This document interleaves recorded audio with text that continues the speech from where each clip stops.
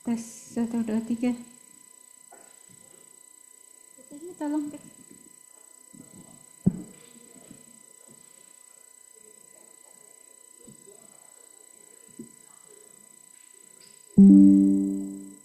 Tes 1, 2, 3.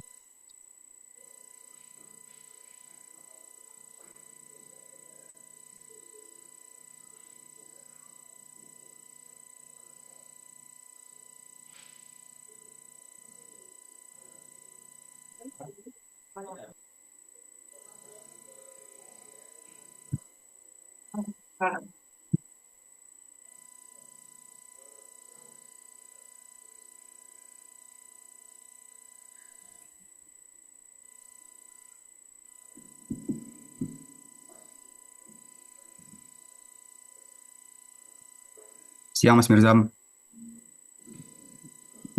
Mas ya, Giri, terima kasih nih sudah gimana Mas? diundang. Sehat Mas? Alhamdulillah sehat-sehat. Alhamdulillah.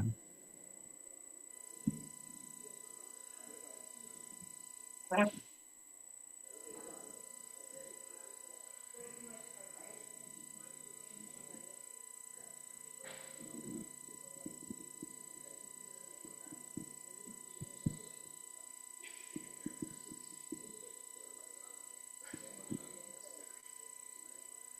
Assalamualaikum warahmatullahi wabarakatuh. Salam sejahtera bagi kita semua.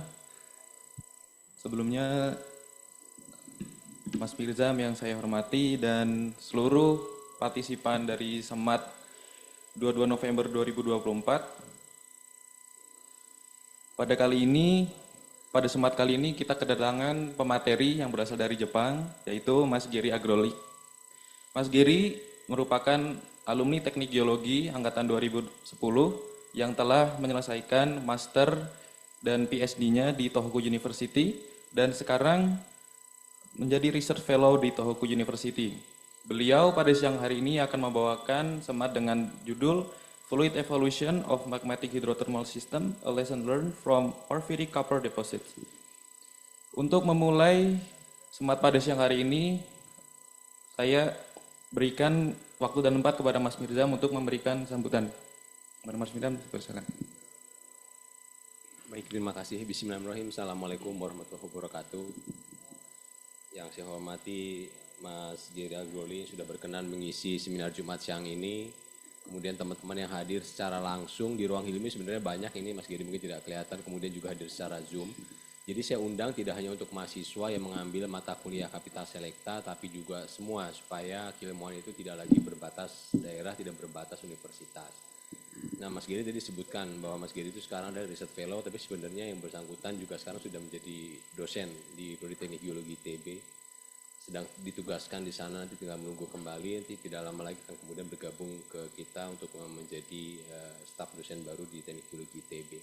Topiknya menarik, ini berkaitan dengan gunung api meskipun tidak secara langsung, bagaimana kemudian fluid hidrotermal khususnya berkaitan dengan porphyry system itu akan dibahas yang ini sama Mas Giri yang memang spesialisasinya saya lihat itu ada di sana. Jadi ini terima kasih Mas Giri sekali lagi, kemudian juga ke IAGI, ke IPTG dan HMTG ya, sehingga kegiatan ini bisa berjalan. Dan juga tentu atas dukungan IAGI Jawa Barat dan Banten, saya lihat ada juga Asprodi TG. Mungkin itu sebagai pengantar supaya tidak berlama-lama karena ini ada perbedaan jam dengan Jepang dan saya yakin Mas Giri juga ada kesibukan yang lain. Selamat berdiskusi, selamat mendengarkan apa yang disampaikan Mas Giri. Mudah-mudahan kita mendapatkan sesuatu yang baru. Dan kalau tidak salah, awal minggu depan ya tim Tohoku akan ke ITB itu tanggal 25, 26 nanti bisa kita maksimalkan diskusinya berkaitan kalau kalian tertarik untuk studi di sana atau berkaitan juga dengan riset yang Mas Giri lakukan. Demikian Demikian, moderator, terima kasih. Wassalamualaikum warahmatullahi wabarakatuh. Baik, terima kasih Mas Mirzam atas sambutannya. Sekarang kita akan memasuki sesi pematerian kepada Mas Geri. Waktu dan tempat dipersilakan. Makasih Mas Febrian. Assalamualaikum warahmatullahi wabarakatuh. Terima kasih atas pembukanya kepada Mas Mirzam dan Mas Febrian ya sebagai moderator. Saya share screen ya.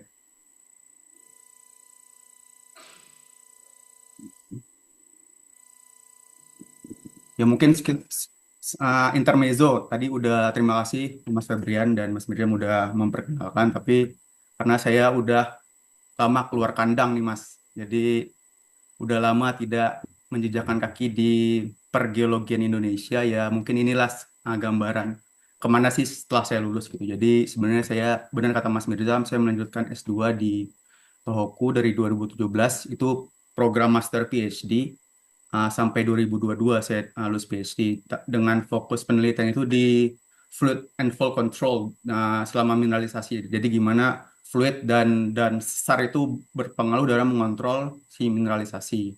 Nah, terus setelah lulus, saya diberi kesempatan buat melanjutkan sebagai research fellow di tempat yang sama, di bawah bimbingan profesor yang sama, yaitu Profesor Norisi Sucia. Jadi menarik ya. Jadi Suci Sensei ini dia basicnya metamorphic petrologist tapi berkembang jadi experimental petrologist gitu, dan sampai sekarang pun secara riset itu sangat beragam dan itu mempengaruhi murid-muridnya untuk apa ya, memandang geologi itu lebih luas gitu. Jadi nggak sempit, misalnya kalau kamu hard rockers ya udah hard rockers saja gitu, nggak peduli soft rock, nggak peduli sistem-sistem yang lain gitu.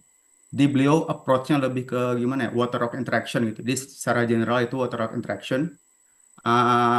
Dan juga hampir 10-20 tahun belakangan itu beliau berfokus pada konsorsium pengembangan fluid, pengembangan geothermal high temperature itu. Jadi kalau biasanya kita di Indonesia itu sekitar 200-300 derajat Celcius itu udah high enthalpy kan. Tapi di sini mereka coba mendobrak batas itu, jadi mencoba memproduksi di atas 400, dan itu fluidanya udah sangat berkembang dan beragam gitu. Di sanalah mahasiswanya dituntut untuk memberikan approach-approach berbeda gitu. Nah, dan juga insya Allah di 2025 mungkin saya akan join ke Geologi ITB, jadi mohon dukungannya untuk Bapak Ibu dosen dan teman-teman sekalian mahasiswa.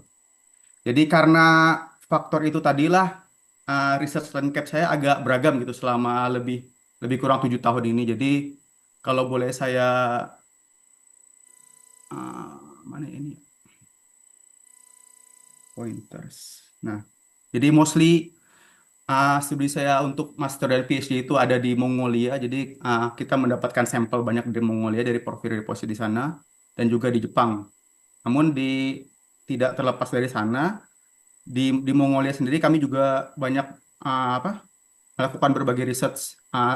Nggak semua di porphyry gitu, tapi juga mencoba melakukan ekspansi di bidang metamorphic petrologis dan juga di bidang low epithermal system gitu. Jadi cukup beragam di sini. Dan di Jepang sendiri itu ada beberapa riset yang terkait dengan pengembangan supercritical hydrothermal system dan juga di bidang vulkanik sendiri gitu. Dan ada juga di bidang struktur yang kita coba memberikan pendekatan bagaimana sih si struktur itu berpengaruh terhadap mineralisasi dan juga terhadap merekor energi yang terbentuk selama pembentukan si fragmentasi tersebut. Nah, tapi di setahun belakangan itu ada ada kegelisahan gitu. Jadi bisa nggak sih sebenarnya kita tuh, kalau teman-teman kita diberikan data yang cukup banyak itu, apakah bisa kita mengakselerate riset di gunung api kita gitu. Nah, ternyata dalam setahun belakangan mulai dari 2023 akhir itu kita cukup produktif gitu. Jadi ada beberapa sampel yang kita kerjakan yang berasal dari gunung-gunung yang ada di bagian timur dan barat Indonesia gitu, dan beberapa beberapa riset ini udah ada yang bahkan sudah ada yang under review gitu. Jadi ternyata saya menguji diri saya, kalau teman-teman diberi data dan fasilitas yang bagus gitu, ternyata kita bisa gitu melakukan apapun yang dikerjakan orang-orang di luar sana gitu. Jadi apa mental mental inferior itu bisa sedikit ditekan lah. Nah, dan juga yang terbaru, kalau teman-teman ingat kan ada yang lewat hobi ya, baru kemarin nih, ah, di awal November ini kita bakal coba juga, bisa nggak sih kita kita accelerate risetnya itu less than lebih lebih kurang dari 2 bulan gitu untuk mendapatkan data-data yang cukup bagus yang bisa kita kita submit atau kita diseminasikan di seminar baik itu lokal maupun internasional gitu. Namun ini masih ongoing, jadi let's see. Dan saya berharap nanti ke depannya mungkin dimulai tahun depan dan tahun-tahun ke depannya kita bisa melakukan hal-hal seperti ini bersama gitu, dengan pastinya dengan bantuan dosen-dosen di sana dan juga mahasiswa baik postgrad maupun mahasiswa undergrad, dan pasti bisa saya yakin. Oke, mungkin itu sedikit perkenalan ya. Jadi karena saya sudah lama tidak update tentang riset saya di Indonesia. Namun yang akan saya sampaikan pada kesempatan kali ini adalah tentang fluid evolusi dari magmatic hydrothermal system gitu. Jadi di mana si evolusi si fluida ini di sistem magmatic hydrothermal system itu sangat apa ya?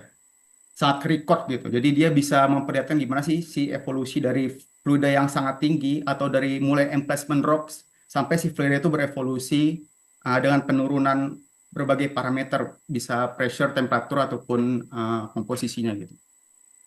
Nah, ini saya diberi kesempatan kemarin ke lapangan saya, dan lucunya ke lapangan setelah melakukan setelah tamat masteran disertasi gitu. Jadi baru melihat lapangan itu, dan itu aneh sekali bagi saya.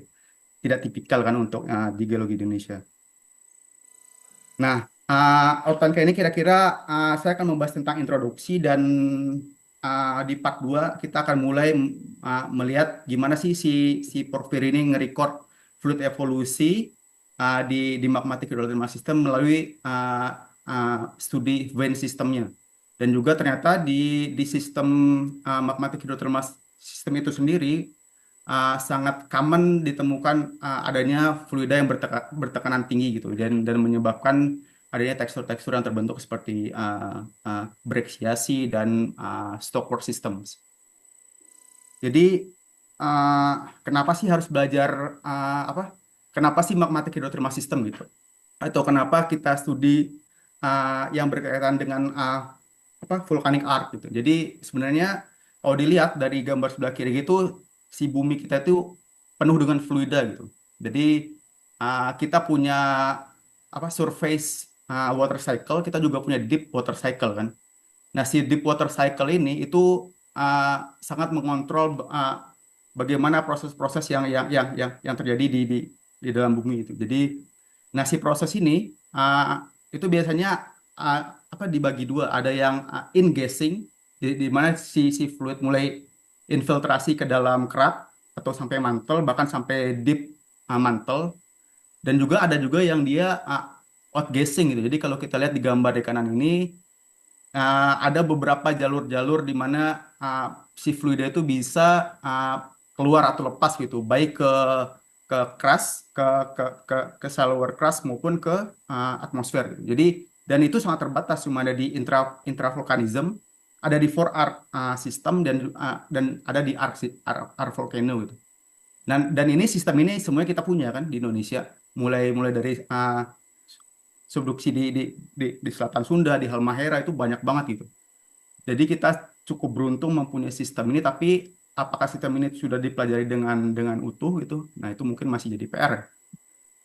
Nah, kalau kita lihat, kalau kita batasi fokus kita hanya pada di four arc dan di arc volcanoes, itu sebenarnya si fluida yang dirilis melalui sistem ini saja itu hampir sekitar 35-40% gitu. Ini ada modeling yang dilakukan oleh Kimura. Jadi dia mencoba memodelkan jika saya masukkan air dari sistem subduksi di palung sekitar 34 ton per year per meter itu, nah itu dihasilkan berapa sih yang akan dikeluarkan melalui arc gitu. Itu dicatatnya sekitar 13 gitu. Itu 13 itu berarti sekitar 40% lah. Jadi 34 ton per tahun per meter length dari sebuah arc dari subduction system gitu. Jadi Kalau dibayangkan, kalau apa ya, kita ambil kasus di Jawa Barat lah. Jawa Barat itu di selatannya itu eh, panjang garis pantai itu sekitar 250 kilometeran lah, atau 300 kilometer gitu.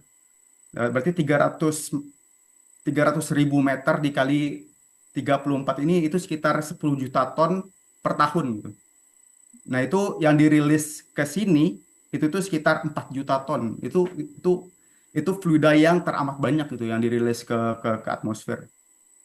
Dan fluida itulah yang juga akan berinteraksi dan akan menghasilkan sistem-sistem seperti or deposits, geothermal, dan juga sistem-sistem lainnya gitu. Jadi uh, kenapa kita pelajari ini juga? Jadi uh, karena saya bilang tadi, si fluida yang banyak itu akan bertanggung jawab terhadap proses-proses mineralisasi seperti yang saya lihatin di sini. Jadi sekarang sebenarnya orang-orang melihat bahwa oke, si mineralisasi didapatkan dari proses mendinginnya suatu suatu tubuh gunung kan, di masa lampau atau post ore. Tapi sekarang orang mencari, kalau seandainya saya mempunyai fluida dengan pressure tekanan tertentu dan tiba-tiba saya bikin dia drop si pressure-nya, nah itu bisa nggak sih kita secara instan mempresipitasi beberapa mineral seperti copper, molybdenum, ataupun gold gitu. Dan ternyata itu ada studi di 2013 kalau nggak salah, atau 2014 gitu. Jadi dia mencoba membuat apa ya, simulasi dan eksperimen gitu. Ternyata dengan rapid dropping itu si pressure itu sangat-sangat efektif untuk mempresipitasi si mineral-mineral yang berharga.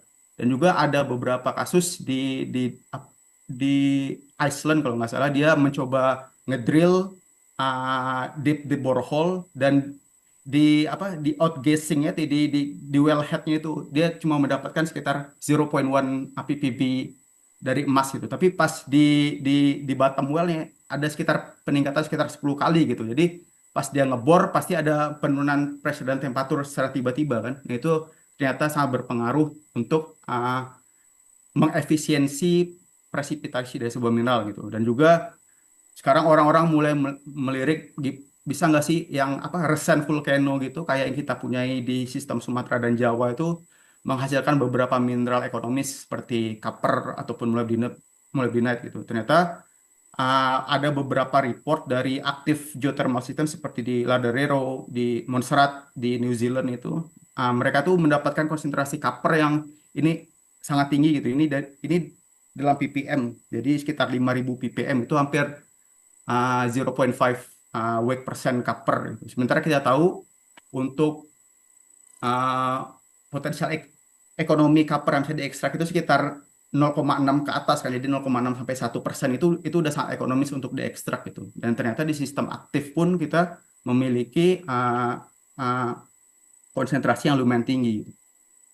Dan juga seperti yang saya bilang tadi, si fluida ini juga bertanggung jawab terhadap energi baru dan terbarukan. Jadi kita surganya panas bumi lah, tapi masih di bawah yang berada di sistem konvektif, jadi di sekitar 200 sampai 300 degree C. Jadi ini yang sebelah kiri ini skematik figur dari sistem panas bumi di Kakonda. Jadi di utara Tohoku sini ada sistem namanya Kakonda yang itu sempat di drill sampai 4 kilometer, dan itu sempat jadi well terdalam di Jepang dengan temperatur yang sampai 500 degree C. Dan itu world record gitu. Jadi sumur dengan temperatur paling tinggi sekitar 500 derajat, sampai dikalahkan oleh Iceland beberapa tahun yang lalu itu sampai 1.000 karena dia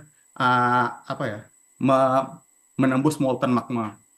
Nah, itu di Kakonda ternyata kita menemukan fluida-fluida yang sifatnya deep gitu. Jadi bisa diekstrak untuk pembangkit panas bumi yang sifatnya lebih tinggi secara suhu dan secara temperatur dan pressure. Di mana kalau makin tinggi temperatur dan pressure-nya itu akan memudahkan si fluida untuk ditransport ke sistem turbinnya. Itu secara kalkulasinya itu akan meningkatkan produktivitas satu well itu sekitar 10 kali. Jadi kalau konvensional sekitar 0,3 mega gitu. Jadi dengan sistem ini bisa 3 mega satu well. Jadi kalau kita punya 10 well aja itu udah sekitar 30 megawatt uh, generating electricity-nya gitu. Namun si fluida ini kan nggak mudah ya untuk mendapatkannya gitu, harus ngebor sekitar 4 kilometer, itu sangat costly gitu. Jadi kita memerlukan model-model yang sifatnya analog, di mana bisa menjelaskan si peristiwa yang sama di sistem panas bumi superkritikal ini. Dan juga ada kaitannya dengan earthquake atau gempa bumi. Jadi kalau kita tahu gempa bumi itu ada dua sebenarnya. Jadi gempa bumi tektonik, dan sekarang orang sangat tertarik dengan yang sifatnya slow slip event gitu. Jadi yang di-trigger oleh fluid gitu. Jadi saat adanya fluid yang bermigrasi dari tempat yang dalam ke tempat yang lebih rendah itu melalui sistem fault, itu ternyata seismologis dapat mendetek beberapa aseismic event gitu. Jadi adanya hypocenter migration di sistem-sistem fault ini. Kalau ada warna-warna ini, mereka mewakili uh, bidang fault yang berbeda. Kita bisa melihat nih. Jadi dari 0 hari setelah gempa besar di Tohoku yang 2011 itu, jadi ada migrasi hypocenter melalui sistem-sistem fault ini gitu. Nah, itu sistem apa? Itu secara naturalnya gimana sih kejadian, kan ini apa, teman-teman geofisika hanya bisa mendetek anomalinya ya, anomali seismiknya gitu. Tapi orang-orang coba mendetek, oh ternyata mungkin ada akumulasi fluida yang ditransfer dari mid to dari mid crust to shallower crust gitu. Jadi itu kalau kita lihat di sini kalkulasi mereka itu sekitar 10 pangkat 6, jadi sekitar 1 juta sampai 10 juta 100 juta ton. Dan itu kalau kita lihat kalkulasi kita kan sekitar 4 juta ton, itu baru Jawa Barat kan. Itu ternyata sangat match gitu dengan apa yang teman-teman simulasikan di beberapa tempat di Jepang sini. Jadi itu kenapa kita harus belajar apa, magmatic hydrothermal system yang menjadikan saya sangat tertarik gitu untuk mempelajari sistem ini. Jadi kan kayak sekali mendayung beberapa pulau bisa terlampaui gitu, bisa mempelajari semua sistemnya. Nah, sekarang kita beralih ke case study. Jadi sebagaimana yang kita tahu, kalau porphyry copper itu kan apa ya, merupakan fosil dari magmatic hydrothermal system kan. Jadi dia sebenarnya itu dulunya sistem aktif yang setelah dia post vulkanism itu akan apa, tererosi dan tersingkap melalui proses eksogenik gitu. Jadi dan si fluida ini beruntung ya, kita bisa mempelajarinya secara cukup intensif gitu. Jadi ini model yang relatif saya suka gitu untuk menjelaskan gimana sih evolusi si fluida dari mulai deep crust sampai ke shallower crust gitu, bahkan sampai ke surface. Jadi kalau kita bayangkan, kalau kita punya magma yang mengintrusi, dan setelah dia mengalami kristalisasi kan pasti si volatile itu rilis kan, mostly rilis gitu. Nah, nanti di sekitar temperatur 400 degree C itu biasanya kita kenal ada zona yang namanya BPT atau brittle BDT atau brittle ductile transition gitu. Biasanya itu ditandai dengan adanya presipitasi quartz yang cukup banyak gitu di sini gitu. Namun kalau di sistem porphyry mungkin di sini kita kenal bakal ada stock quartz kan di sini, dan akan ada mineralisasi copper, molybdenum dan segala macamnya. Dan di sini pasti ada alterasi seperti potassium alteration, sericite alteration, dan di sini advanced argillic atau yang kita kenal dengan apa, lithocape gitu kan. Nah, tapi seiring berjalannya waktu si lapisan ini tuh akan apa ya, beberapa fluida akan terakumulasi di bawah lapisan ini karena sifatnya impermeable gitu. Jadi akan terakumulasi di bawah si lapisan ini dan pressure-nya akan tetap naik gitu kan. Nah, jika ada intrusi selanjutnya ya, dan itu ngerilis fluid lagi gitu, si lapisan ini sangat mungkin untuk rupture dan merilis semua fluida yang awalnya di bawah ini gitu. Nah, itu salah satu hipotesis yang ngedrive si volcanic eruption gitu. Jadi ini beberapa sistem di porphyry copper deposit yang menjelaskan bagaimana sih evolusi fluida dan kaitannya dengan magmatisme. Nah, tapi kan ini kan general konsep kan ya. Jadi gimana sih kita mempelajari si porphyry ini kan dia udah ancient system, jadi udah mati sistem magmatiknya gitu. Nah, beruntungnya kita punya vein kan.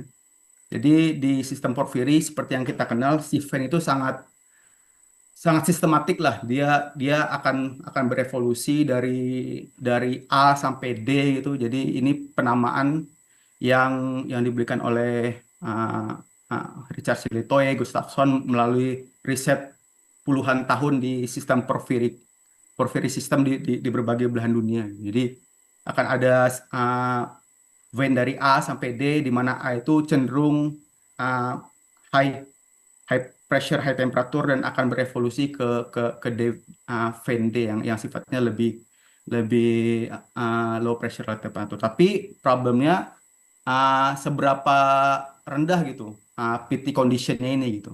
Jadi untuk mengetahuinya kita harus melakukan case study, dan kebetulan saya mendapatkan case study mendapatkan sampel dari Mongolia. Jadi ini uh, uh, Mongolia itu apa ya, negara yang cukup unik gitu. Jadi GDP structure-nya mostly di di governnya sama mining dan agriculture gitu. Tapi mostly mining sampai 30% kan di sini. Jadi mereka punya berbagai macam tambang, baik dari uh, porphyry maupun epithermal system gitu. Nah, uh, daerah riset saya itu di sekitar sini itu namanya Erdenet Deposit gitu. Itu sekarang merupakan tambang yang terbesar untuk copper dan molybdenite di Mongolia, dan kontribusinya cukup signifikan gitu untuk ekonomi Mongolia. Nah, ini secara geologi dan tektonik gitu. Jadi karena dia stable craton gitu, jadi kita pasti berhubungan dengan kerak-kerak tua dan umurnya mostly uh, uh, Paleozoic gitu. Kalau untuk si craternya, tapi si Erdenet sendiri itu setelah di dating itu umurnya sekitar Mesozoic, Jura lah, sekitar 200, umur intrusinya sekitar 250-an million year ago, dan juga umur umur si mineralisasinya itu berselang 5 tahun, jadi sekitar 5 sampai 10 tahun, jadi sekitar 240 million years ago. Jadi itu rentang yang ideal ya untuk sebuah sistem mineralisasi gitu, sekitar 5 sampai 10 juta tahun. Nah, ini kalau kita lihat di peta geologinya itu agak kompleks. Jadi dia cuma menyebutkannya undifferentiated porphyry gitu, karena emang sistemnya relatif kompleks, terdiri dari beberapa sub intrusion gitu. Jadi dia ada sekitar 2 atau 3 intrusi yang terjadi di sistem Erdenet ini gitu, dengan selang waktu sekitar 20 sampai 30 juta tahun yang lalu.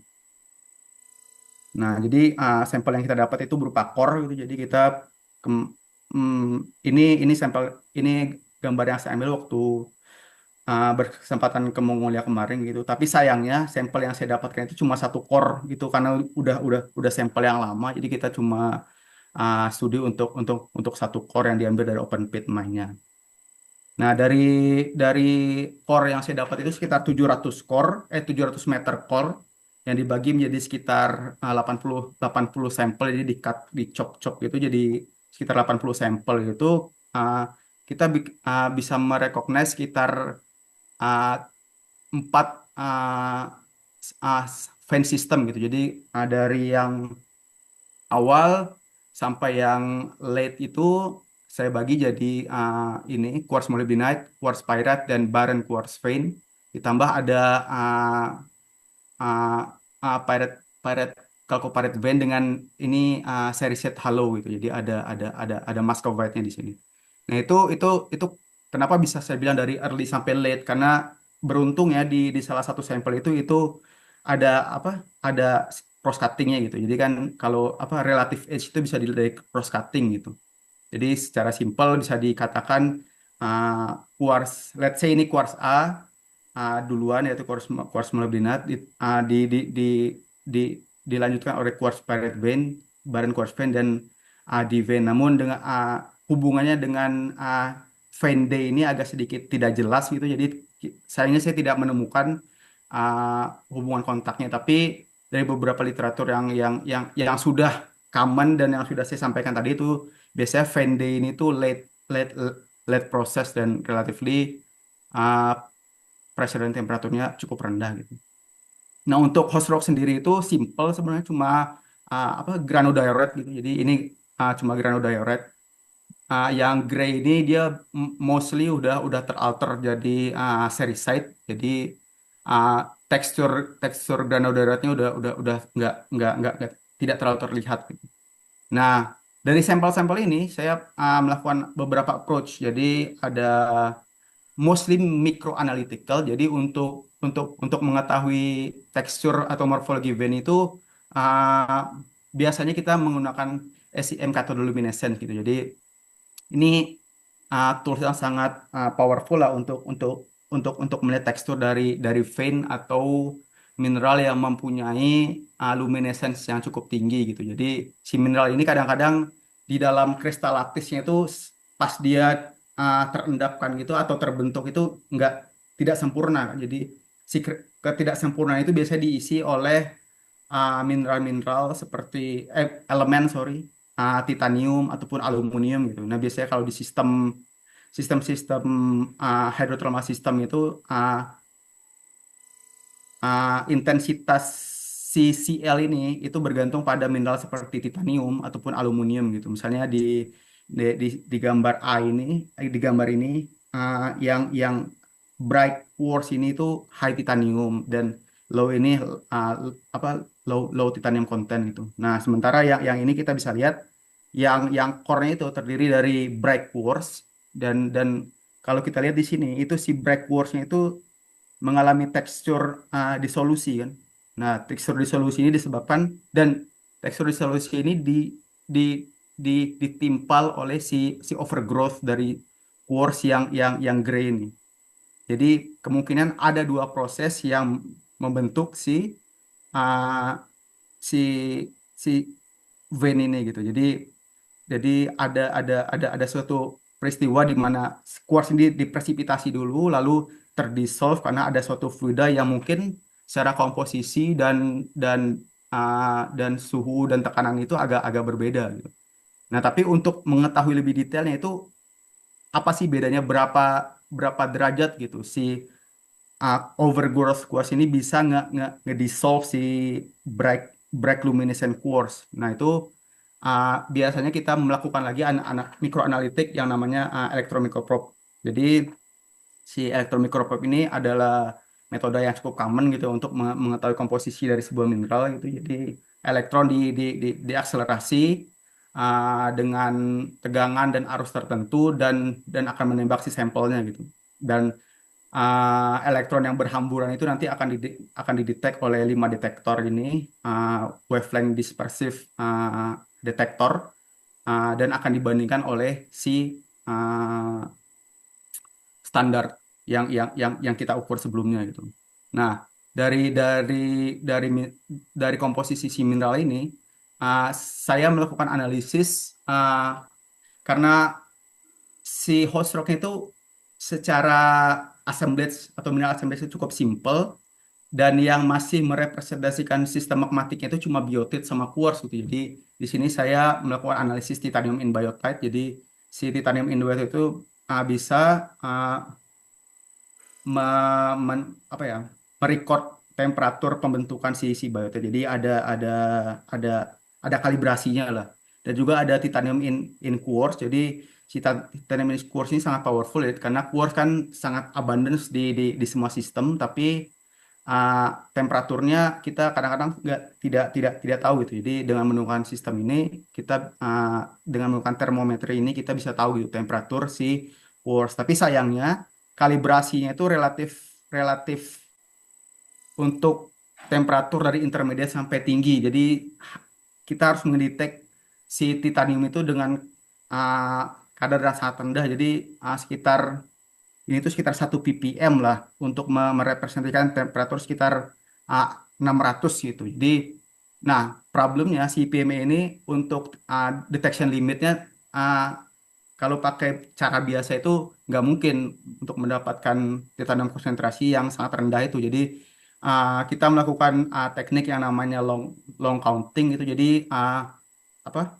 pengukurannya agak diperlama sekitar 10 menit untuk satu titik. Jadi dengan 10 menit itu kita bisa menurunkan detection limit dari titanium itu sampai ke level 7 ppm itu. Nah, 7 ppm itu udah relatively oke lah, itu sekitar 550-an degree C gitu. Itu udah sudah bisa dipakai untuk menentukan temperatur intermediate sampai high. Namun untuk lowernya mungkin harus ditambah lagi dengan fluid inclusion microthermometry gitu, yang mungkin bisa menambah perbendaharaan si temperatur profilnya dari sistem vane-nya ini. Nah, karena kita harus membandingkan si vane tadi kan itu kan dari berbagai apa generasi, tapi harus dibandingkan dengan emplacement-nya si host rock-nya ini. Jadi emplacement itu di temperatur berapa sih sebenarnya gitu. Jadi karena tadi saya bilang itu secara assembly cukup simpel, cuma biotop sama quartz, ya udah kita running dua termometer itu, dan ternyata untuk titanium and quartz itu uh, suhunya agak agak lebar gitu di antara 500 sampai 750. Nah, suhu segitu mungkin untuk quartz itu udah masuk di bawah 600 itu udah subsolidus gitu. Jadi dia udah uh, dari melt udah bentuknya solid lah. Nah, kita harus mengkonfirmasi dengan titanium ingotet gitu. Jadi si titanium ingotetnya ternyata range-nya lebih rendah antara 700 sampai 750 gitu. Jadi kemungkinan kita uh, uh, memperkirakan si suhu emplacement itu sekitar 700 sampai 750 degree C untuk di AirNet ini gitu. Dan juga hipotesis kita mungkin kenapa dia wet range gitu, karena dia nge-record berbagai temperatur selama si evolusi host rocknya itu gitu. Jadi core-nya itu relatif tinggi temperaturnya, dan si rim itu relatif rendah gitu. Dan juga bisa kita lihat dari ekspresi si SMCL ini, kalau kita lihat di sini itu ada sedikit perbedaan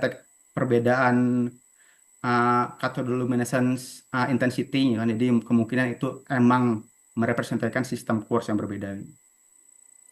Nah, sekarang kita coba masuk ke quartz A-nya gitu. Jadi si vein A-nya. Jadi si vein A-nya itu kalau kita lihat dari tampilan petrografi itu kan cukup simpel kan ya, cuma ada ini apa tidak terlalu beragam gitu. Tapi kalau di bawah CL itu ternyata kita punya beberapa generation quartz generation gitu. Biasanya bisa kita lihat di sini ada euhedral dengan oscillator rezoning gitu. Jadi dia sistemnya sintaksial. Jadi setelah si fracture terbentuk, jadi dia mungkin terendapkan paralel terhadap si host rock. Dan juga ada cathodoluminescence yang sifatnya dark gitu. Jadi kita bisa ngelihat si yang euhedral tadi yang ada oscillator rezoning itu dipotong lagi sama quartz yang berbeda gitu, yang warnanya lebih gelap gitu. Ternyata di bawah CL quartz yang kita anggap cuma satu generation itu ternyata banyak generation quartz-nya gitu. Tidak simple. Nah, ini seperti yang saya bilang tadi, berdasarkan mikrothermometri kita bisa melihat ternyata secara suhu dia cukup bervariatif gitu. Jadi ada suhu yang cukup tinggi gitu, sekitar 700-an, ya, terutamanya terkait dengan break CL, dan ada yang 500-an karena dia berada di CL gray gitu. Jadi temperaturnya cukup wide di antara 500 sampai 700 gitu, dan ini kalau kita lihat ada quartz yang ini, dan juga ada quartz yang sifatnya lebih hitam gitu kan. Nah, ini yang quartz hitam ini itu terkait dengan mineralisasi si molybdenite-nya gitu. Jadi kalau kita ukur si titanium in quartz-nya di molybdenite ini, atau di quartz yang berkaitan dengan presipitasi si molybdenumnya, itu temperaturnya sekitar 500 sampai 650 degree C. Itu berarti kemungkinan temperatur mineralisasi awalnya sekitar segitu gitu. Nah, dan juga yang ini merupakan hasil dari elemental mapping di daerah yang merah ini. Jadi seperti yang saya bilang tadi, yang CL yang ada break ini terkait dengan ti- konsentrasi titanium yang sedikit lebih tinggi dan tapi itu kebalikan dengan aluminiumnya, di mana kalau titaniumnya tinggi biasanya si aluminiumnya relatif lebih rendah gitu. Jadi kalau kita lihat di sini si si silikan itu atau si vein itu berevolusi dari mungkin temperatur yang moderat tiba-tiba tinggi, moderat tinggi lagi. Jadi ada ada siklus gitu selama pembentukan si uh, quartz molybdenite vein ini. Terus yang vein kedua yang sekarang yang B vein yang terdiri dari quartz sama pyrite itu biasanya lebih lebih kompleks lagi ternyata ininya teksturnya gitu. Jadi bisa kita lihat di sini ada yang blocky atau euhedral namun dia lebih kecil-kecil gitu. Dan itu dipotong lagi oleh sistem-sistem vein yang paralel dengan host rocknya gitu. Dan kalau di sini kita lihat ada kumpulan uh, vein, ada kumpulan quartz yang secara luminosity-nya itu hitam gitu ya. Jadi ini kita namakan cobweb gitu. Jadi setelah si pembentukan yang quartz yang sifatnya blocky ini, dia akan ada quartz yang sifatnya cobweb. Jadi pervasive fracturing gitu. Jadi setelah pervasive fracturing, si fluida akan infiltrasi dan akan diendapkan si quartz yang baru gitu. Dan ternyata setelah dilakukan pengukuran geotermometri itu inisial vein yang ada di warna ini yang cukup dekat dengan host rock itu sekitar 500 sampai 700 gitu. Sementara yang yang uh, hitam ini yang terkait dengan mineralisasi pyrite itu sekitar di angka 600 gitu. Jadi sedikit lebih rendah dari mineralisasi si molybdenite tadi. Nah, sementara yang akhir, yang barren, yang C itu dia lebih homogeneous. Jadi si intensity intensitas luminosity-nya cuma ada quartz bright gitu. Jadi mostly quartz bright. Kalau kita lihat yang hitam ini sebenarnya intergrain. Jadi batas antara butir quartz-nya aja bukan fracture gitu. Dan jika kita lakukan uh, titanium in quartz thermometry itu cukup mendukung hipotesis bahwa si lead quartz ini harusnya berada di temperatur yang lebih rendah gitu. Nah, untuk mendapatkan temperatur karena tadi minimum temperatur yang bisa kita ukur itu kan di sekitar 500-an ya, tapi saya juga pengen tahu itu sebenarnya batas minimumnya itu berapa sih gitu si masing-masing vein ini gitu. Jadi kita lakukan microthermometric quartz itu. Jadi untuk quartz A itu temperaturnya di sekitar 340 nilai nilai tengahnya atau nilai mediannya. Untuk quartz B itu sekitar 359 360 dan yang quartz C ini sekitar 290 atau 300 degree lah. Jadi emang ada sedikit perbedaan shifting dari A, B, C. Jadi yang C yang seperti yang kita prediksi itu harusnya temperaturnya jadi lebih rendah.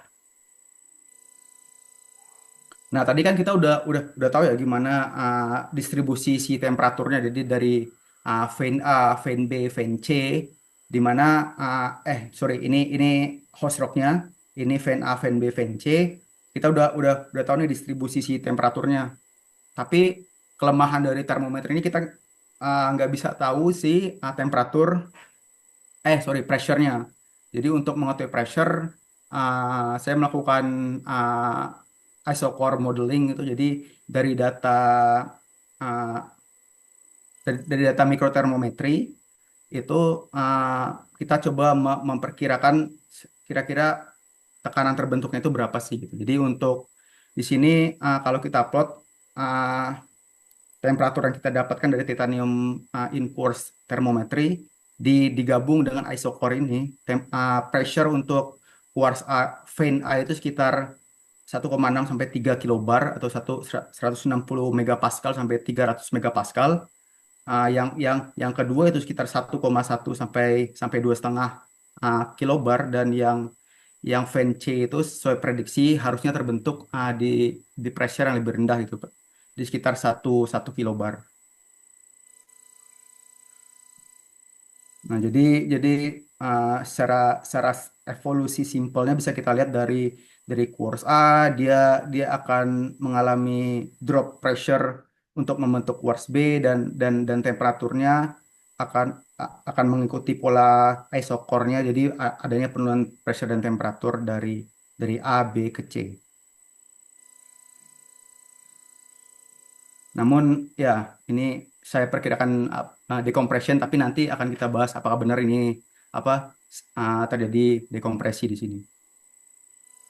Ini hanya untuk menggambarkan lagi kalau kalau si evolusi fluidanya itu ternyata sangat cocok dengan bagaimana si pemodelan yang dilakukan oleh beberapa scholar gitu. Jadi bagaimana si fluida itu berevolusi dari vein A ke ke B, ke vein B, ke vein C, ke vein D gitu, yang kita amati di hand specimennya, di mana si vein A itu biasanya relatively uh, high temperature gitu, sampai dia berada di porphyry system.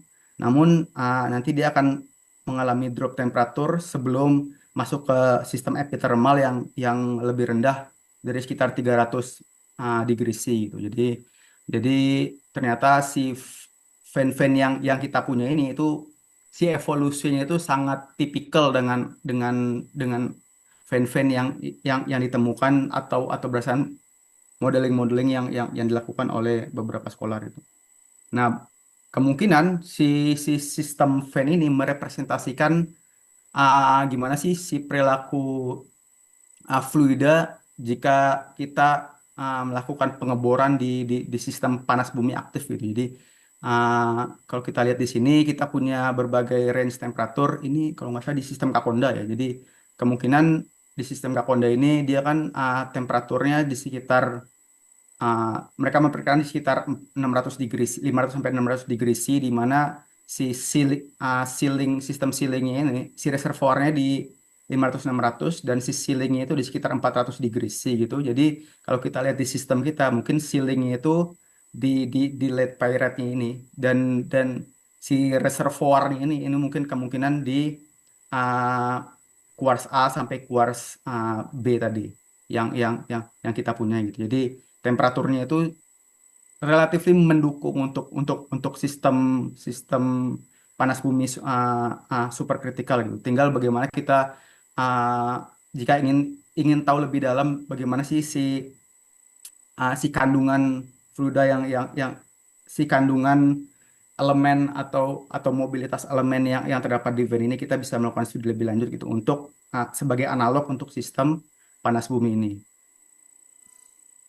Nah, kalau mau kita gambarkan secara skematik model gitu, jadi dimulai dari emplacementnya di sekitar tadi sekitar 700 degree C kan dari termometri, terus diikuti oleh pembentukan vein yang awal gitu di sekitar 600 sampai 700 degree C gitu. Kemungkinan kita interpretasi sebagai awal dari degassing. Jadi awal degassing di sekitar temperatur ini dan bertanggung jawab terhadap pembentukan vein A. Dan sistem itu mendingin dan ada pulse lanjutan di sekitar 600 degree C, itu bertanggung jawab terhadap pembentukan quartz B yang kita lihat di sini, dan juga ada lead dike yang sifatnya lebih rendah secara temperatur dan pressure gitu. Itu bertanggung jawab terhadap pembentukan vein C gitu. Jadi kalau kita lihat adanya pulse atau serangkaian fluida yang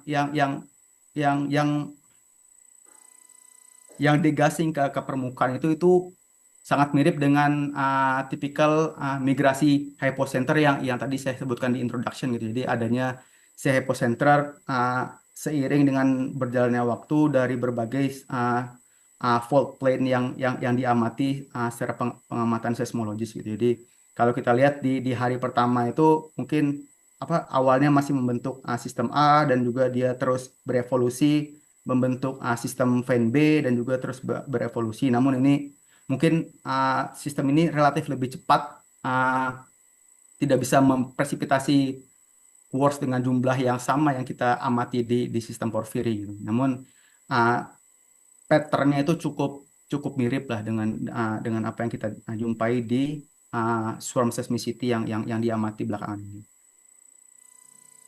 Nah, setelah dari evolusi si fluida tadi yang kita amati dari vein, sekarang saya mau tahu apakah ada kemungkinan si fluida ini mengalami presurisasi gitu. Jadi adanya peningkatan pressure sehingga men-trigger pembentukan fracture atau enggak kalau di sistem vulcanics gitu mungkin dia men-trigger erupsi gitu.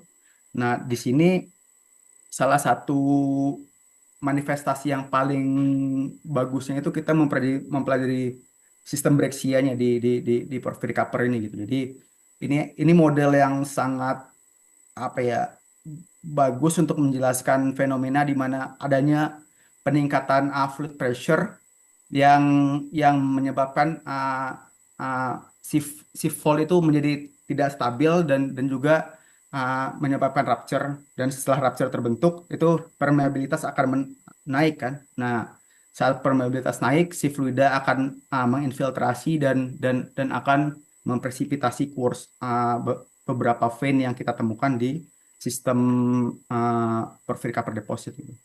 Nah, ini beberapa manifestasi breccia, jadi hampir ditemukan di semua sistem granitoid atau silicic system, di porphyry copper deposit juga, dan juga di aktif geothermal. Ini yang kita ambil dari Kakonda gitu.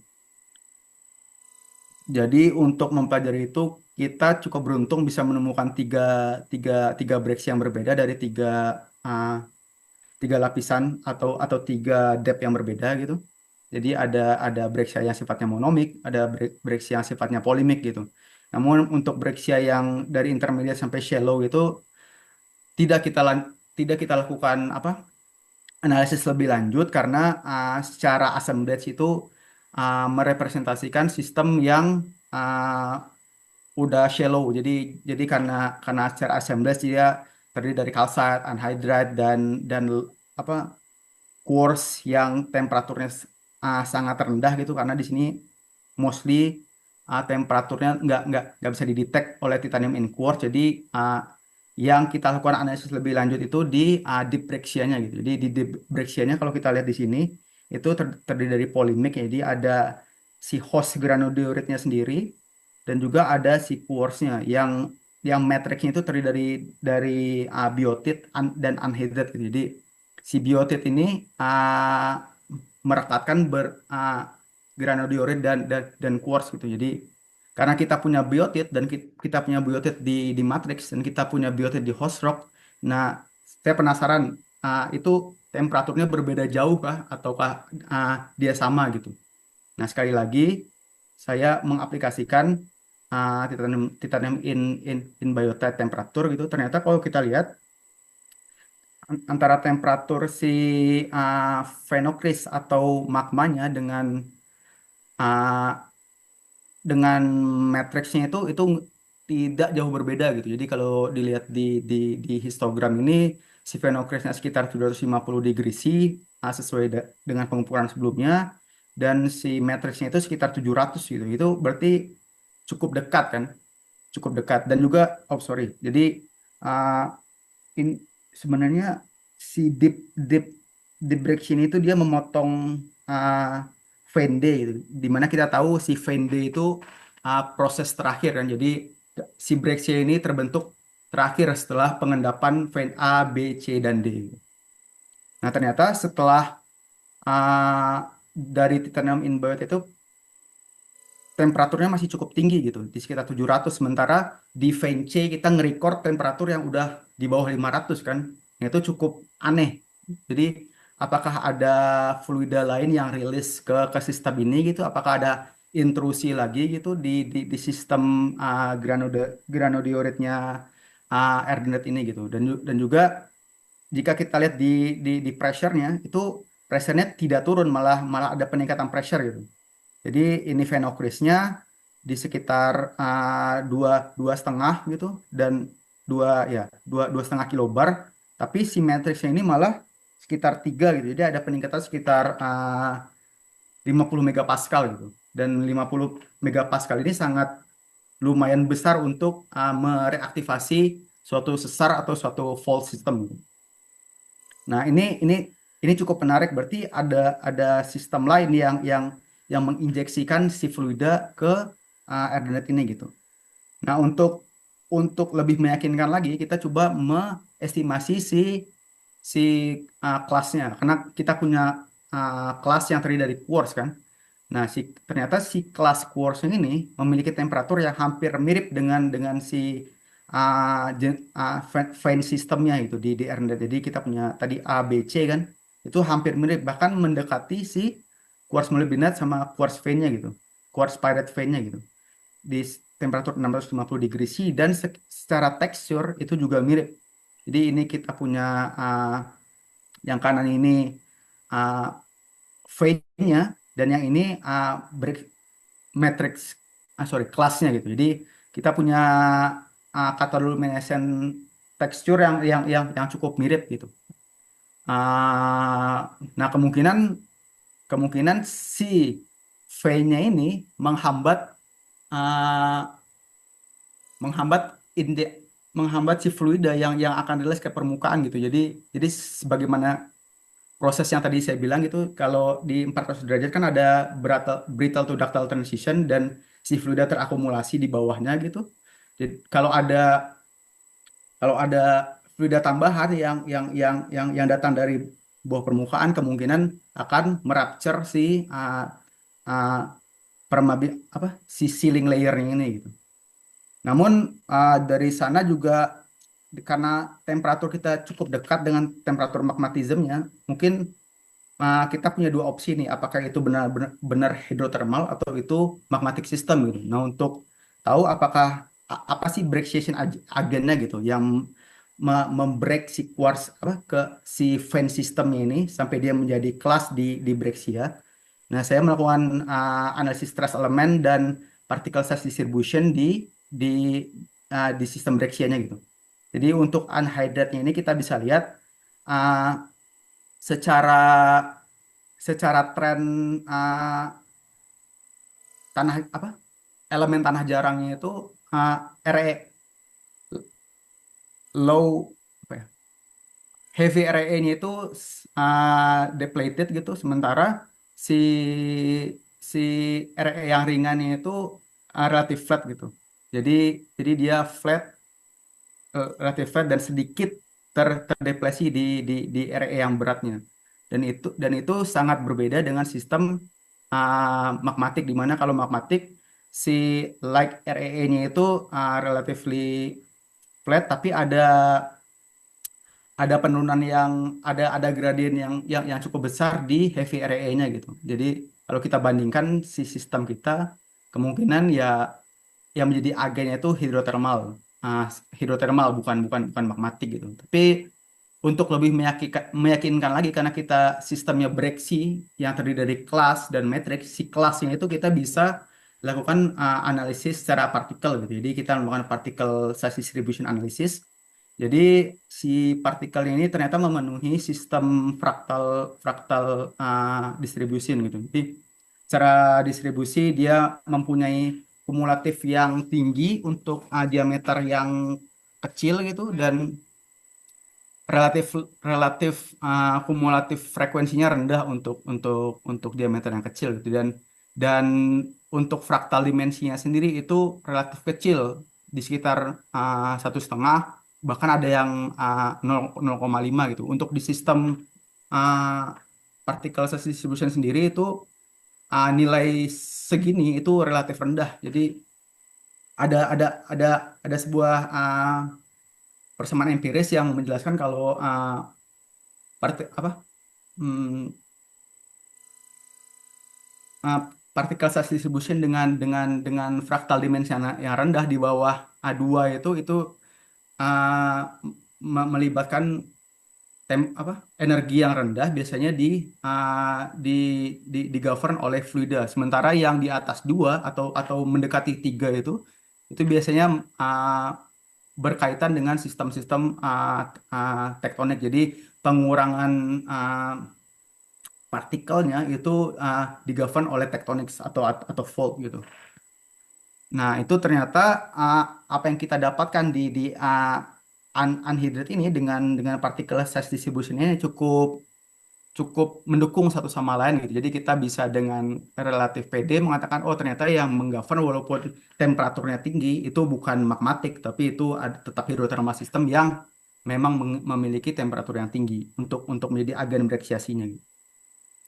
Nah, terkait dengan mineralisasi, jadi ada sebuah tesis yang mengatakan bahwa untuk mendapatkan high class porphyry itu kita membutuhkan eksplosivitas di bawah permukaan gitu. Jadi kalau gunung api itu meletus dan merilis berbagai volatile itu sebenarnya tidak ideal untuk menjadi sistem porphyry karena uh, uh, volatilnya udah rilis kan ke atmosfer. Jadi nggak bisa menjadi agen untuk mempresipitasi si mineral-mineral ore-nya.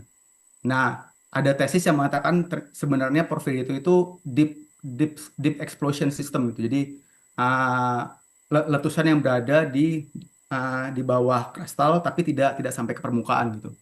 Nah, kalau kita anggap uh, energi itu energi itu konstan gitu. Jadi apa yang energi yang diperlukan untuk membuat si Brexia ini harus di conserve.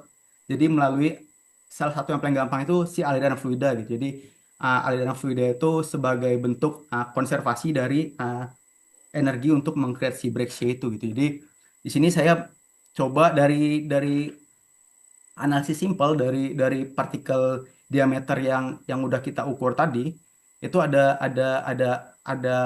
apa ya hubungan antara surface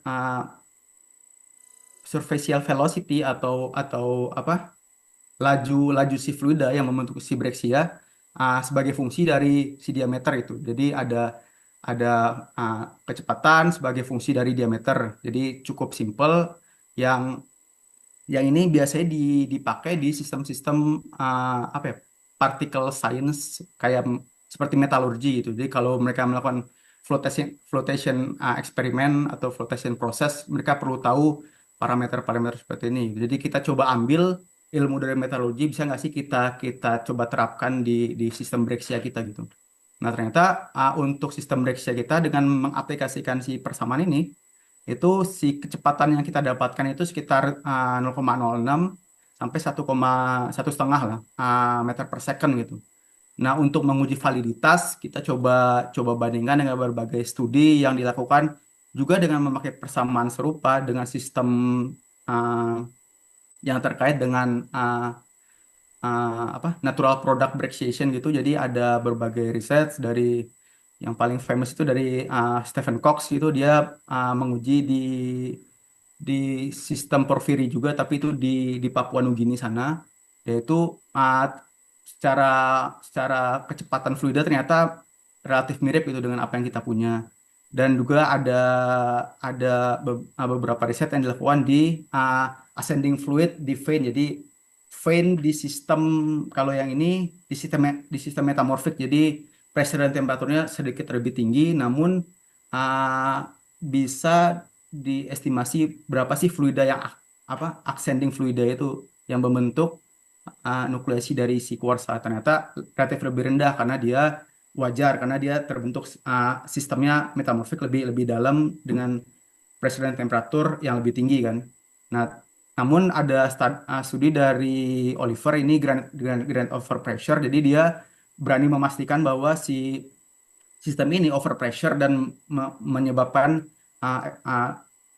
eksplosivitas di bawah permukaan gitu. Jadi dia berani yakin karena menemukan evidence dari fluid inklusi gitu. Jadi uh, dan setelah dilakukan pengukuran kecepatan fluida itu sekitar 20 meter per second gitu. Jadi 20 meter per second untuk fluida di bawah permukaan bumi di sekitar temperatur 500 degree C dan pressure sekitar 100 sampai 200 megapascal itu extremely high gitu. Jadi kalau dibayangkan sungai-sungai yang mengalir di Meandering itu paling sekitar 2 atau 3 meter per second gitu. Ini bahkan lebih cepat dari sana gitu. Jadi ini salah satu bukti uh, bahwasanya si si granite of apa overpressure itu sangat sangat mungkin terjadi gitu di bawah permukaan dan akan menjadikan si uh, si PCD ini menjadi world class porphyry deposit gitu. Tapi ini kan sistem yang ancient ya, sistem udah tua gitu. Gimana kita memvalidasinya dengan sistem yang sekarang gitu.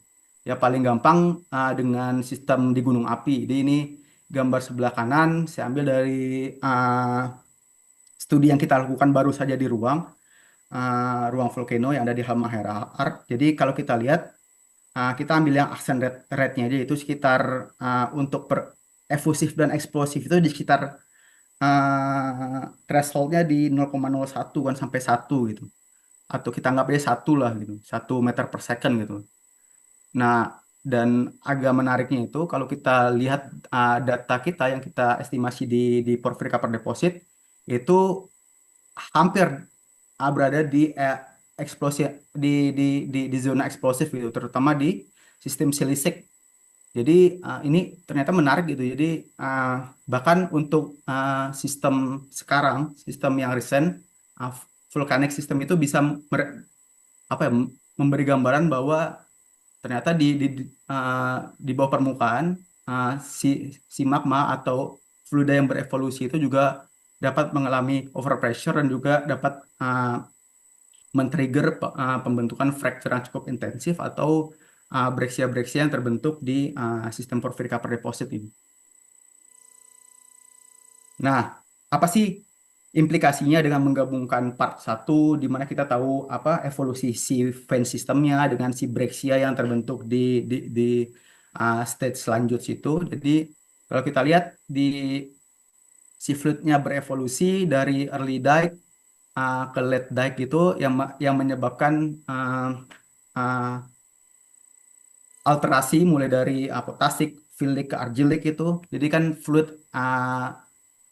lepas ya ke apa ke sistem yang lebih rendah secara pressure dan temperatur gitu.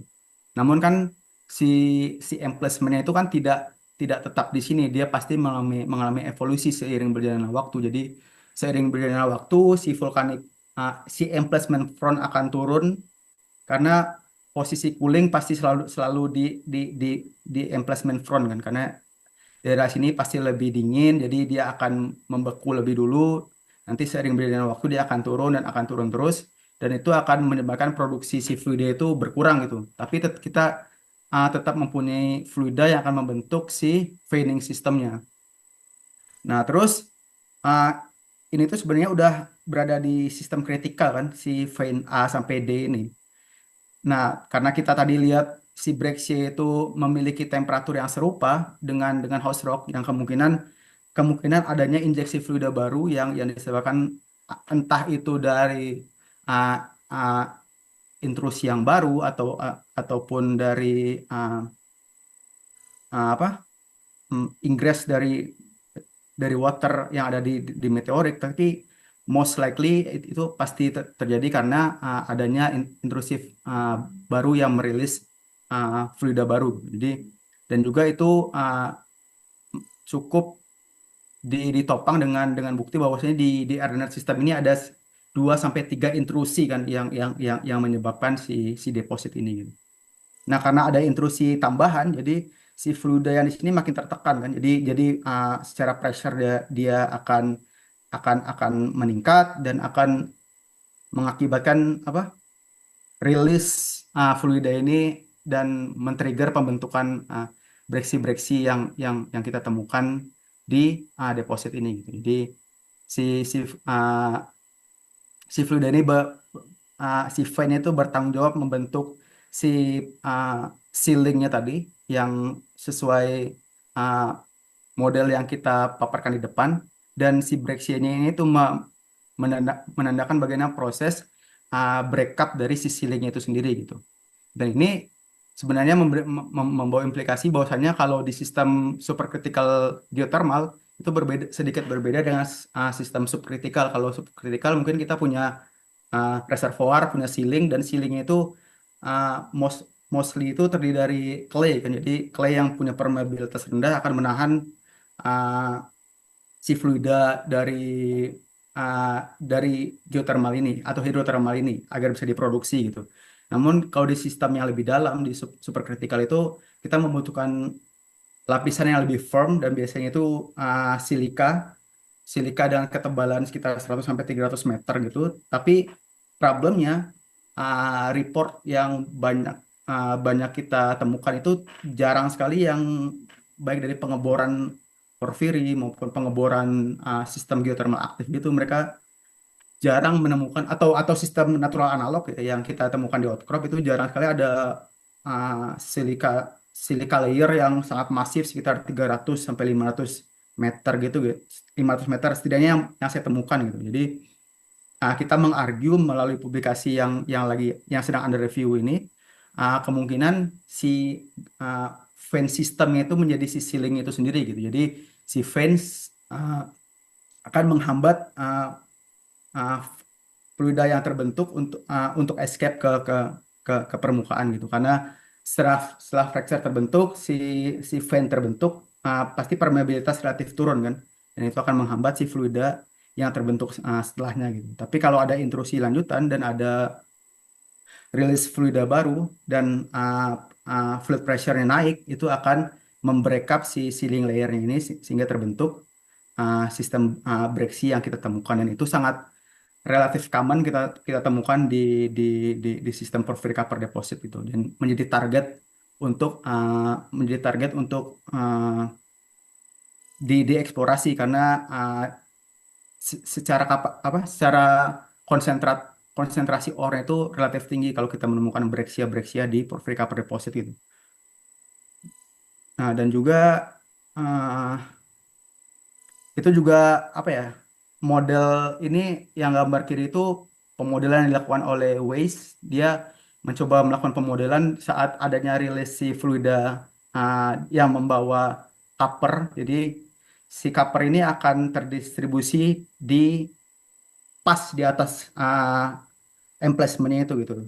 Jadi dia membentuk permeabilitas yang cukup tinggi di sini, terdiri dari copper, molybdenite, dan or lainnya gitu. Ini itu sangat mirip dengan sistem Ardenite yang kita punya gitu. Jadi di mana kita punya vein A sampai vein D di sini yang mempresipitasi molybdenite dan copper, dan kita punya Brexia juga di sini yang kemungkinan merupakan manifestasi dari fluida yang telah yang overpressure gitu.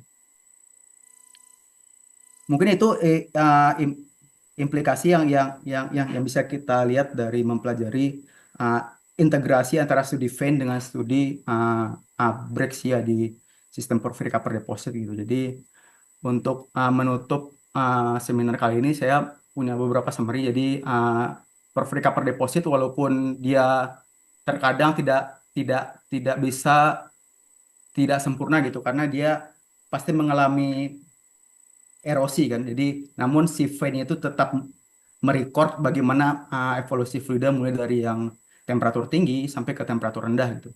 Dan si Brexia itu ternyata kemungkinan juga merecord bagaimana si fluida yang diproduksi selanjutnya itu bisa menyebabkan rupture atau breach, rupture dari silika sealingnya. Dan juga ini dari take home message dari studi ini, tapi ada 2 take home message lagi. Jadi sebenarnya dengan melakukan intense field observation gitu, dan juga ditambah dengan microanalytics yang cukup mumpuni itu sebenarnya kita bisa melakukan research-research yang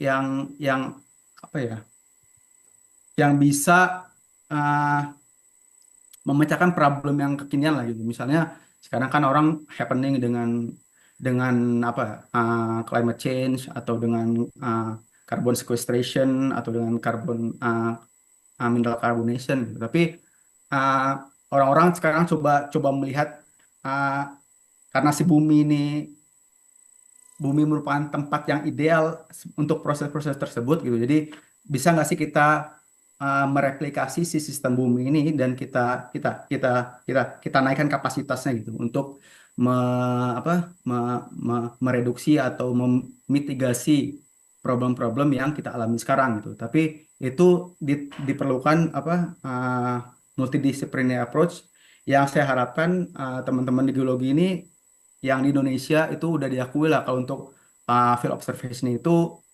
uh, uh, sangat expert gitu. Tapi kita mungkin masih memiliki kelemahan di mikroanalitik atau di advance karakterisasi gitu. Tapi semoga dengan berjalannya waktu yang begini bisa kita apa ya, bisa kita kejar di masa depan, dan juga kita mempererat uh, kolaborasi kita dengan berbagai institusi baik di dalam maupun luar negeri gitu, untuk kita lebih memperbaiki riset kita ke depan. Mungkin itu sekian. Kalau ada yang mau didiskusikan, saya taruh email saya dan WhatsApp. Kalau ada yang mau ditanya atau didiskusikan lebih lebih lanjut di luar, silahkan gitu. Apapun permasalahannya, mulai dari igneous system, metamorphics, ya mungkin sedimentari sedikit-sedikit lah gitu. Tapi saya sangat tertarik dengan berbagai range keilmuan geologi yang sebenarnya luas gitu. Oke, dari sini saya serahkan ke moderator dan makasih.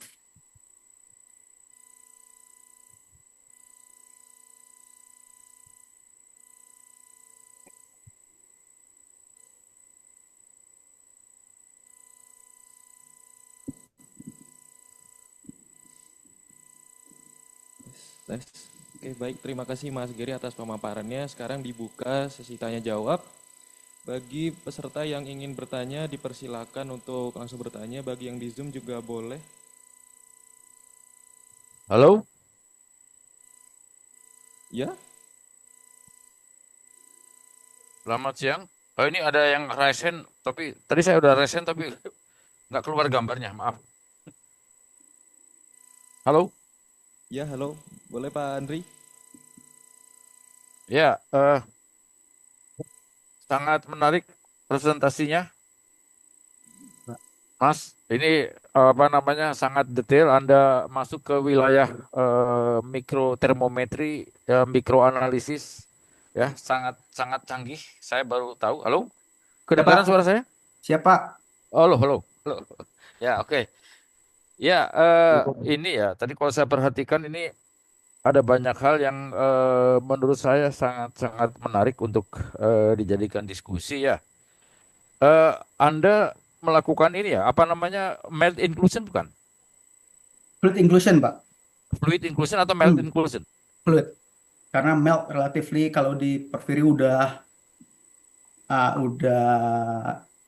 sulit untuk didapatkan karena mostly dia apa ya, udah crystallize kan Pak. Jadi mostly fluid. Oh, oke. Ya, ya. Ya, saya pikir tadi Anda terkait dengan melt inclusion ya. Oke. Tapi ini aja. Anda melakukan penelitian ini kan di Mongol ya, dan Iya Pak. sifatnya kan memang kontinental ya. Yap. Dan terlihat pada akhir presentasi Anda itu Anda masukkan kepada molybdenum dan copper ya, molybdenum copper system, property copper system lah ya, kalau Yap. nggak salah di gambarnya ini ya. Dan kalau saya perhatikan mungkin akan sangat berbeda ya dengan island arc system ya, kayak di Indonesia di Sumbawa maupun di Papua itu kan island arc, dan kalau diperhatikan magmanya lebih banyak dioritik ya, bukan granodioritit atau granit. Nah, ini gimana kira-kira aplikasinya itu terhadap island arc system ini? Terima kasih Pak Andri atas pertanyaannya. Ya menarik ya sebenarnya.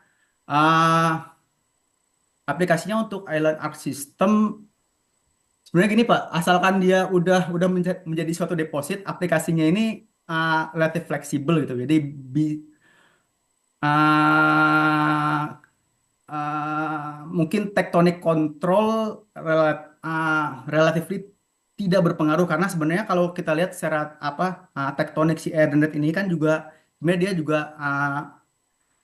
di Mesozoic itu island arc bukan island ya ada sistem subduksi dari utara juga gitu. Jadi sebenarnya hanya perbedaan umur gitu kan, Pak. Kalau saya perhatikan sih sebenarnya kan sudah ada keluar model ya. Model yang kalau untuk Porphyry copper tuh ada yang namanya Lowell Gilbert model yang memang katakanlah lokasi tipenya itu di Arizona dan itu Hmm. merupakan bagian dari continental system. Yang satu lagi itu keluar kemudian ya beberapa tahun kemudian namanya Diorit model. Diorit model. Nah, dan memang aplikasinya untuk Island Arc ya. Dan Hmm. kelihatan banget bahwa sebenarnya kalau kita perhatikan lebih banyak katakanlah diorit, tonalit ya yang ada Hmm. di Island Arc gitu kan. Ya, benar. Dan mineralisasinya jelas copper gold. Nah, tapi kalau di Continental itu memang akan lebih banyak cenderung Hmm. kepada ini ya, apa namanya copper molybdenum gitu. Iya, exactly. Dan juga mungkin ini Pak apa sekarang orang apa ya crystal thickness kan ya Pak? Jadi Ya, ya, ya, ya, ya. crystal thickness sangat mengontrol di mana sistem mineralisasinya dan juga kita bisa ngelihat apa fraksionasi dari strontium to yttrium apa perbandingan strontium dengan yttrium gitu. Jadi kalau untuk sistem porphyry copper molybdenum itu sangat stretch di 50 sampai 150 kalau saya lihat gitu Pak. Hmm, Jadi ya, ya. sangat ini gitu. Nah, nggak tahu nih kalau untuk yang diuretik sistem. Tapi sebenarnya itu sangat aplikatif. Sebenarnya sistem yang kita kerjakan itu bisa diaplikasikan di semua sistem tektonik gitu. Tapi nanti kita lihat respon si temperatur dan pressure-nya itu gimana sih gitu. Apakah dia relatif apa lebih rendah atau ternyata ya dengan sistem tektonik yang berbeda pun temperatur dan pressure yang dihasilkan juga pattern-nya mirip gitu. Ya. Tapi Ini ada menarik sih Pak. pertanyaan berikutnya. Kalau terkait dengan ini, tadi Anda memperlihatkan ada hubungan antara titan dan biotit ya.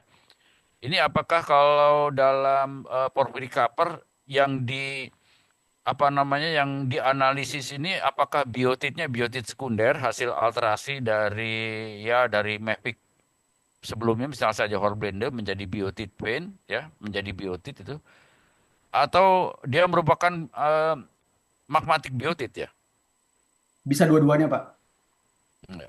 Karena karena kalibrasi titanium in biotet ini cukup luas gitu dia dikalibrasi pada metapellets jadi temperatur range-nya itu pressure dan temperaturnya itu cukup luas gitu jadi tapi kita punya model diskriminasi dari Nature di 2005 gitu jadi dengan dengan melakukan apa perbandingan antara titanium oxide, magnesium dan iron plus mangan itu kita bisa tahu gitu. Sebenarnya si biotit ini primary atau re-equilibrated gitu. Nah sebenarnya yang di Airnet sendiri itu tidak terlalu ideal gitu. Itu agak re-equilibrated. Jadi sebenarnya temperaturnya sedikit lebih rendah. Tapi kalau berdasarkan studi kita yang uh, uh, di Antartika. Jadi kita juga punya breksi serupa di Antartika dan kita ukur biotitnya itu ada primer, ada sekunder. Itu perbedaan temperaturnya sekitar 50 sampai 100 degree C gitu Pak. Jadi ya relatif masih merepresentasikan. Tapi sebenarnya bisa dilakukan di dua-duanya gitu. Oke, pertanyaan terakhir untuk yang pertama ini, bagaimana penelitian Anda ini bisa diaplikasikan untuk eksplorasi porphyry copper yang lebih efektif? Kira-kira apa namanya clue-nya itu di mana ya? Ya, itu aja. Ya. Mungkin untuk hmm, mungkin direct explorations belum untuk saat ini tapi sebenarnya kita bisa lihat apa gimana sih karena kita tahu si apa veining system itu kan sangat sangat sangat evolve dari high temperature ke temperatur yang lebih rendah itu sangat predictable gitu ya Pak. Nah, kalau kita bisa melakukan mapping di mana temperatur apa fan dengan temperatur tinggi dan fan dengan temperatur yang lebih rendah itu mungkin kita bisa melakukan approach di mana sih sebenarnya feeder atau sumber dari si intrusi ini Pak. Ya kan Anda melakukan penelitian ini di Mongolia yang notabene porphyry cover-nya itu sudah ditambang ya. Ya. Jadi kalau misalkan kita mau aplikasikan, misal saja kita mau cari di Sumatera ini ya, Hmm. terus kira-kira apa yang bisa diaplikasikan dari hasil penelitian Anda itu? Di temperaturnya Pak. Jadi kalau kita mau mendekat ke sistem magmanya itu kita harus sebisa mungkin cari temperatur fan-nya yang A, yang fan A, yang lebih tinggi. Oh, oke, Mungkin oke. mungkin surface fan mapping gitu atau sebenarnya yang lebih sekarang yang lebih apa ya breakthrough itu pakai klorid Pak. Apa, Pak? Maaf, Klorid, klorid, klorid, menggunakan klorid, chloride. klorid. Jadi menggunakan klorid karena klorid kan uh, apa kebanyakan di propilat ya Pak ya. Namun Jadi propilat propylight, ya, di ya, propilat ya. sistem tapi propilat kan zonanya terlalu luas gitu ya Pak. Nah untuk mengecilkan zonanya itu mereka membuat suatu perbandingan. Saya lupa elemennya. Nah itu semakin mendekat ke sumber itu rasio si elemen itu semakin tinggi kalau nggak salah. Itu ada papernya dari Jimmy Wilkinson kalau nggak salah. Oke, oke. Baik, terima kasih, Mantara ini. Ya, masih Pak Andri. Baik, terima kasih Pak Andri. Selanjutnya dibuka untuk pertanyaan selanjutnya. Baik, untuk yang di Zoom boleh Josephine Puspitasari.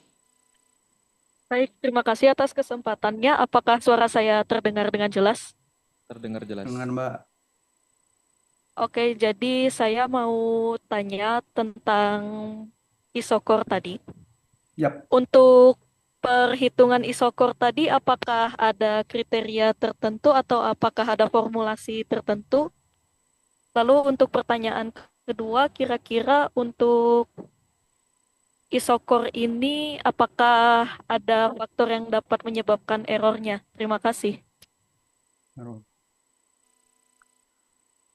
Oke, makasih Mbak pertanyaannya bagus. Jadi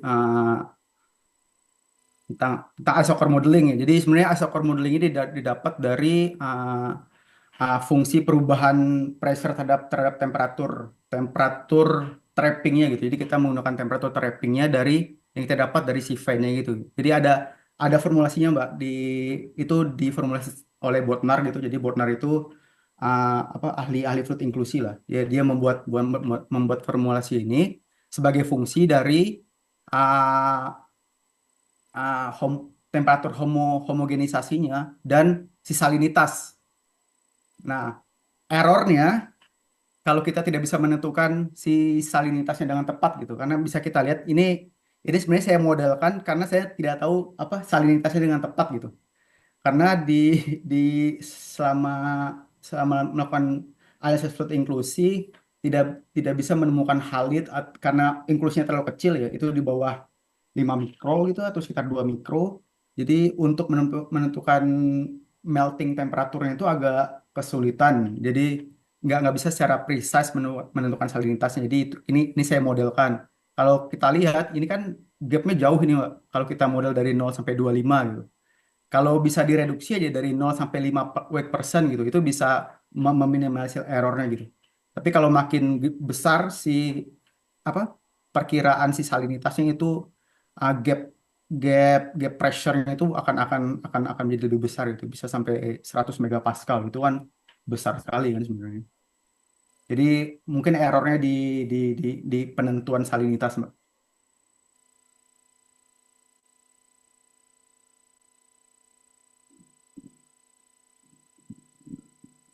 Baik, terima kasih untuk penanya kedua. Sekarang masuk ke penanya ketiga. Untuk Muhammad Rahaldi Tahir, dipersilakan. Nah, halo Mas Gary, apakah suara saya terdengar? Halo, gimana Mas? Oh ya, oke Mas Gary, selamat sore Mas Gary, perkenalkan saya Muhammad Rita Taher. Terima kasih atas presentasinya Mas. Saya ada dua pertanyaan terkait dengan presentasi yang Mas sampaikan. Yang pertama adalah, jika tidak salah, untuk data yang Mas gunakan ini di Mongolia ini berasal dari satu drill hole ya Mas ya, Ya. dengan kedalaman hingga 700 meter. Nah, untuk eh, seberapa reliable data dari satu drill hole ini untuk interpretasi dalam skala deposit ya, berarti di skala deposit di ArcGNet ini. Itu pertanyaan pertamanya. Hmm. Kemudian yang kedua, atau juga disampaikan oleh Mas Gary bahwa porphyry cover deposit ini terkait dengan letusan bawah permukaan ya Mas. Ya. Apakah boleh dijelaskan apakah yang dimaksud dengan letusan bawah permukaan ini? Apakah itu seperti letusan gunung berapi yang tidak meletus atau seperti apa ya Mas? Terima kasih. Oke, makasih Mas pertanyaannya. Ya, bagus juga pertanyaannya. Jadi emang itu salah satu limitasi juga ya Mas. Jadi limitasi kita kalau kita hanya mendapatkan satu borehole dan itu juga kemarin ditanyakan reviewer apakah cukup reliable gitu untuk menentukan itu dari skala deposit karena uh, mungkin untuk menentukan apa ya apakah untuk dibawa ke ranah mineralisasi pasti tidak reliable ya Mas.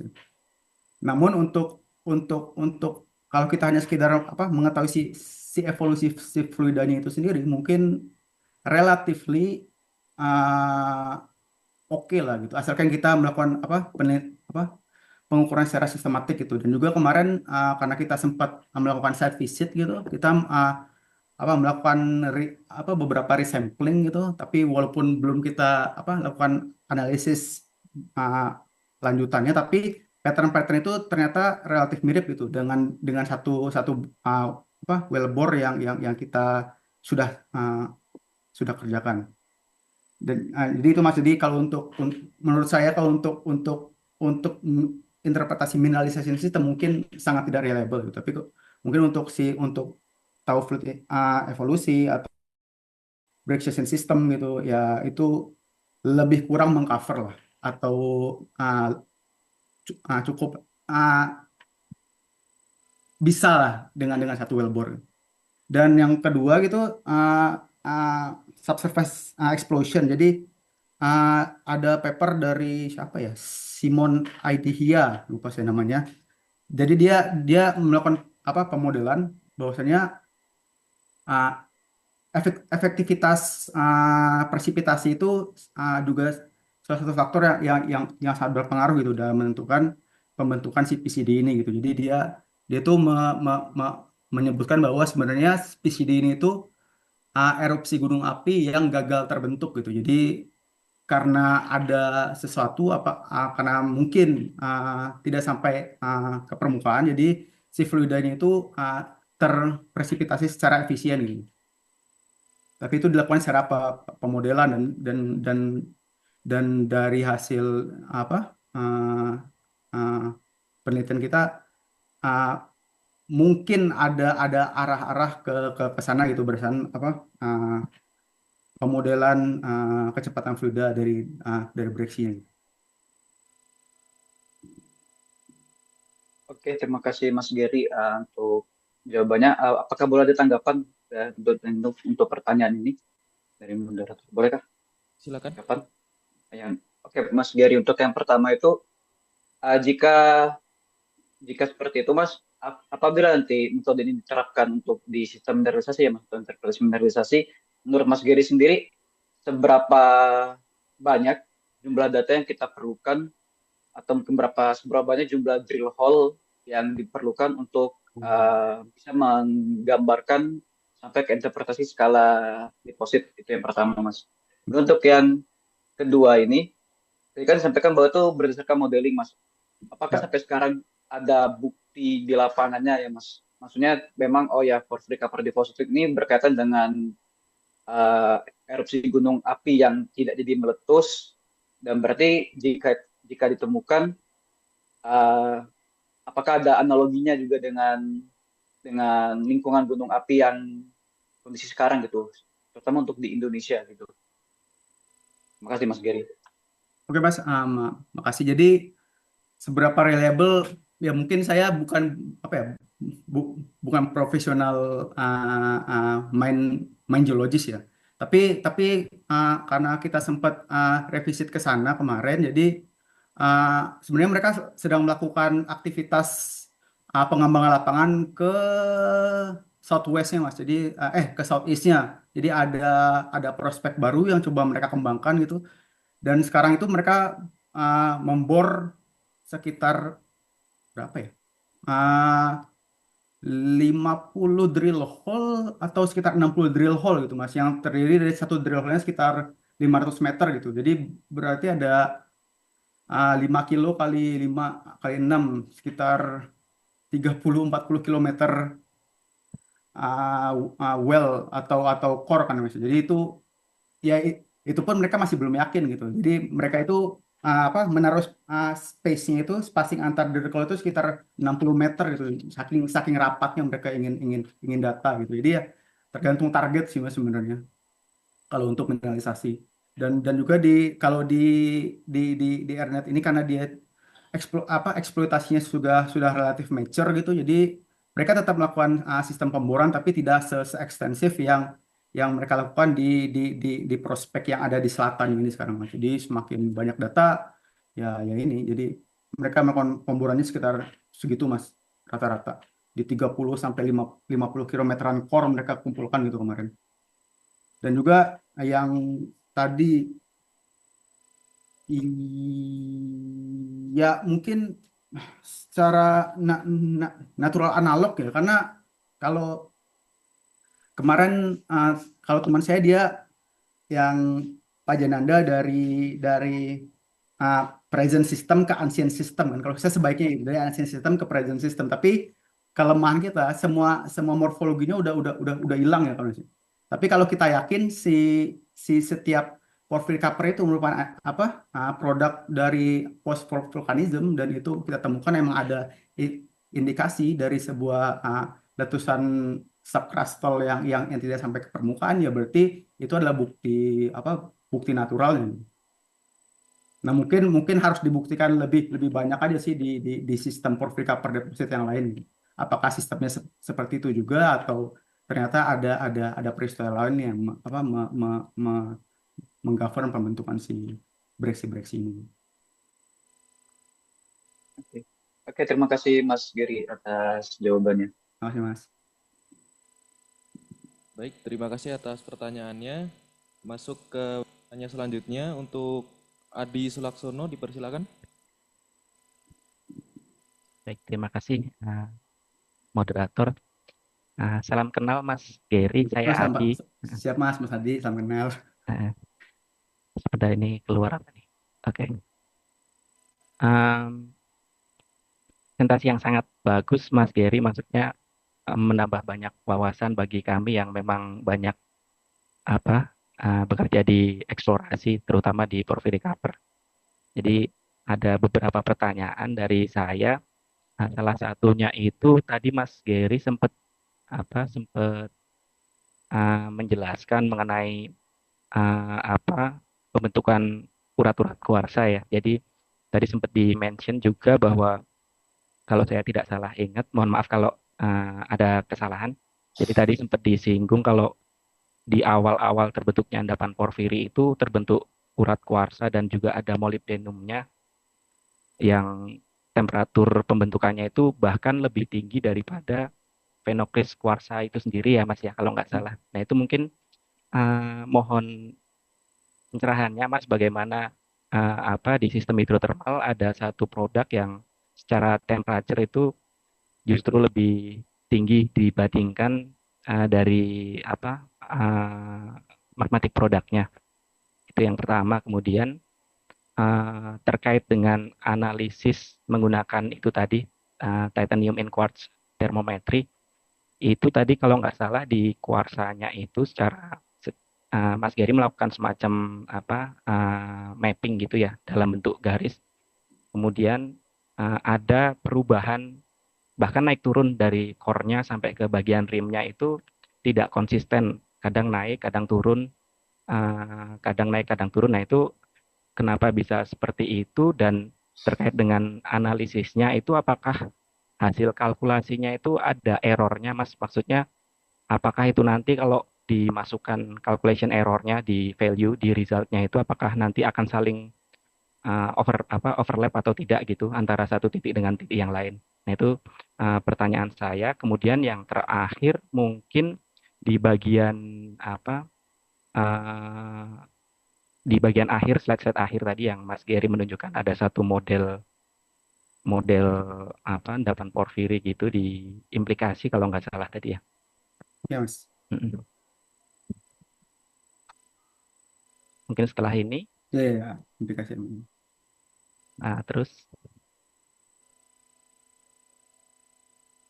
nah ini apakah hasil yang Mas Gary sampaikan itu apakah restricted di satu depth of emplacement tertentu atau tidak? Dan tadi sempat mungkin ada beberapa yang saya terlewat. Jadi yang Mas Gary maksud emplacement itu apakah emplacementnya dalam konteks magma chamber atau stok?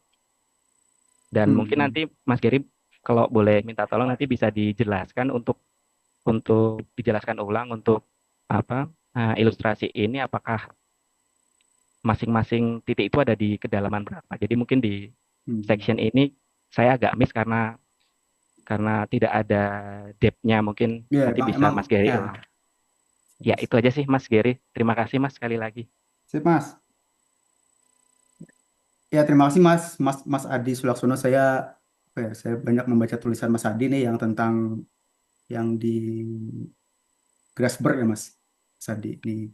Oh ya, terima kasih Mas. Expert story di Grasberg. Jadi makasih Mas masukannya. Jadi benar sekali. Jadi sebenarnya banyak banyak limitasi ya sebenarnya dari dari dari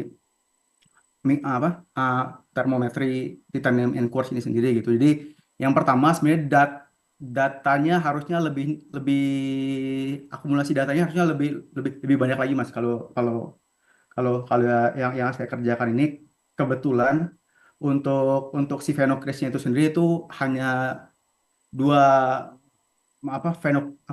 beberapa grain aja gitu. Jadi mungkin ada beberapa miss temperatur yang harusnya lebih tinggi tapi tidak kedetek. Dan juga kalau kita lihat dari CCL ini sendiri kan dia sebenarnya uh, uh, ada beberapa intensitas CL yang gelap gitu kan yang kemungkinan temperaturnya lebih rendah gitu. Jadi pas melakukan uh, pengukuran di mana ini dilakukan di dua mesin berbeda gitu, nggak bisa saling saling pas titiknya kita mau nembak CL dengan intensitas yang ini dengan intensitas yang lebih rendah atau yang lebih tinggi gitu. Kemungkinan ada beberapa temperatur yang miss gitu. Jadi mungkin slide itu Mas yang jawaban pertama karena ada beberapa analytical error gitu selama pengukurannya.